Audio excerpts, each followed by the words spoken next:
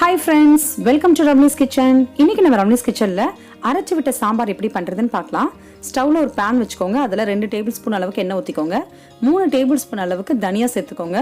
2 tablespoon கடலை பருப்பு, 1 spoon மிளகு, 1 ஸ்பூன் சீரகம், 1/4 டீஸ்பூன் அளவுக்கு வெந்தயம் சேர்த்து இதை நல்லா வறுத்துக்கோங்க. இதோட உங்களுக்கு காரத்துக்கு எவ்வளவு தேவையோ அந்த அளவுக்கு வரமிளகாய் சேர்த்துக்கோங்க.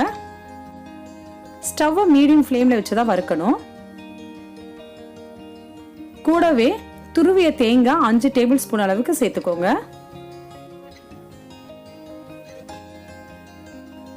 இதோட சேர்த்து நல்லா ஒரு 2 நிமிஷம் வறுத்து எடுத்துக்கோங்க. தேங்காயோட கலர் மாறினதுக்கு அப்புறம் ஸ்டவ் ஆஃப் பண்ணி இதை ஆற வச்சிடலாம். ஆற வச்சு நல்லா அரைச்சி எடுத்துக்கலாம். இன்னைக்கு சாம்பாருக்கு பார்த்தீங்கன்னா சின்ன வெங்காயம், உருளைக்கிழங்கு, அவரைக்காய், முள்ளங்கி, முருங்கைக்காய், வாழைக்காய், தக்காளி இவ்வளவுதான் இதுக்கு தேவையானது. 1 கப் அளவுக்கு துவரம் பருப்பு வேக வச்சு எடுத்திருக்கேன். எலுமிச்சம்பழ சைஸ்க்கு புளி எடுத்து நல்லா கழுவிட்டு ஊற வச்சு கரைச்சி தண்ணி எடுத்து வச்சுக்கோங்க. ஸ்டவ்ல ஒரு கடாய் வச்சுக்கோங்க. இதுல 2 ல இருந்து 3 டேபிள் ஸ்பூன் அளவுக்கு எண்ணெய் ஊத்திக்கோங்க. எண்ணெய் நல்லா காஞ்சதுக்கு அப்புறம்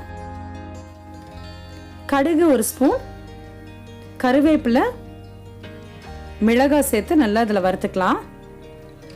இதோட முழுசா இருக்கிற சின்ன வெங்காயமும் சேர்த்துக்கோங்க. கட் பண்ணியும் சேர்த்துக்கலாம். ஆனால் இந்த சாம்பாருக்கு முழுசாக போடும்போது தான் சாம்பார் ரொம்ப நல்லா இருக்கும். இந்த வெங்காயம் சாப்பிட்றதுக்கும் நல்லா இருக்கும். இதோட நம்ம கட் பண்ணி வச்ச எல்லா காயும் சேர்த்துக்கலாம். உங்களுக்கு என்ன காய் தேவையோ அதை சேர்த்துக்கலாம். நீங்கள் 1/2 ஸ்பூன் அளவுக்கு மஞ்சள் தூள் சேர்த்து நல்லா மிக்ஸ் பண்ணிக்கோங்க. இதோட ஒரு 1/2 டம்ளர் மட்டும் தண்ணி சேர்த்துக்கோங்க. கூடவே இந்த காய்க்கு தேவையான அளவுக்கு உப்பு சேர்த்து இது ஒரு 5 நிமிஷம் வேக வச்சுக்கோங்க.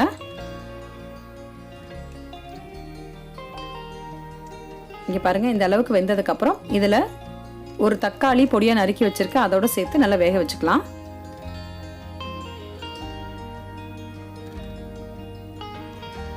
இது ஒரு 5 நிமிஷம் வேகட்டும்.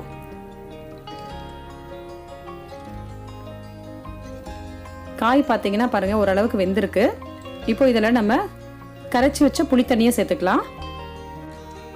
புளி தண்ணியோட சேர்ந்து இந்த காய் நல்லா வேகணும். ஒரு 5 நிமிஷம் மட்டும் வெந்தா போதும். இதோட அரைச்சி வச்ச மசாலாவையும் சேர்த்துக்கலாம். இதையும் நல்லா மிக்ஸ் பண்ணிக்கோங்க. வேக வச்சு எடுத்த துவரம் பருப்பு இதோட சேர்த்துக்க போறேன். இந்த சாம்பாருக்கு உங்களுக்கு எந்த அளவுக்கு தண்ணி தேவையோ அந்த தண்ணி இந்த ஸ்டேஜில் நீங்க சேர்த்துக்கோங்க. இந்த சாம்பாரை 10 நிமிஷம் மட்டும் கொதிக்க வைங்க. அதுக்கு மேல கொதிக்க கூடாது. கொதி வந்ததுக்கு அப்புறம் 1/2 டீஸ்பூன் அளவுக்கு வெல்லம் சேர்த்துக்கோங்க. இதோட கூட ஒரு 1/2 டீஸ்பூன் அளவுக்கு பெருங்காயத்தூள் சேர்த்துக்கோங்க. அவ்வளவுதான், நல்லா மிக்ஸ் பண்ணிக்கோங்க. நம்மளுடைய அரைச்சு விட்ட சாம்பார் ரெடி ஆயிருச்சு. இப்போ ஸ்டவ் ஆஃப் பண்ணிட்டு கொத்தமல்லி தழை தூவிக்கோங்க. 2 டேபிள் ஸ்பூன் அளவுக்கு நான் நெய் சேர்த்துக்கிறேன். உங்களுக்கு எவ்வளவு தேவையோ அந்த அளவுக்கு சேர்த்துக்கோங்க. நெய்யில் நான் நல்லெண்ணெய் கூட சேர்த்துக்கலாம், அதுவுமே நல்லா இருக்கும். நம்மளுடைய அரைச்சு விட்ட சாம்பார் சூப்பராக ரெடி ஆயிருச்சு. இதே மாதிரி நீங்களும் வீட்டில் ட்ரை பண்ணி பாருங்க. ட்ரை பண்ணி பார்த்துட்டு எப்படி இருந்துச்சுன்னு எனக்கு கமெண்ட் பண்ணுங்க. இந்த வீடியோ உங்களுக்கு பிடிச்சா லைக் பண்ணுங்க, உங்க ஃபேமிலி அண்ட் ஃப்ரெண்ட்ஸ்க்கு ஷேர் பண்ணுங்க. இந்த மாதிரி வீடியோஸ் நீங்க தொடர்ந்து பார்க்கணும்னு நினைச்சீங்கன்னா இது வரைக்கும் Ramni's Kitchen சேனல் சப்ஸ்கிரைப் பண்ணாதவங்க மறக்காம சப்ஸ்கிரைப் பண்ணிக்கோங்க. பக்கத்தில் இருக்க பெல் ஐக்கான் கிளிக் பண்ணிக்கோங்க. ஆளுங்கிற ஆப்ஷன் சேர்த்து கிளிக் பண்ணிக்கோங்க. தேங்க்ஸ் ஃபார் வாட்சிங்.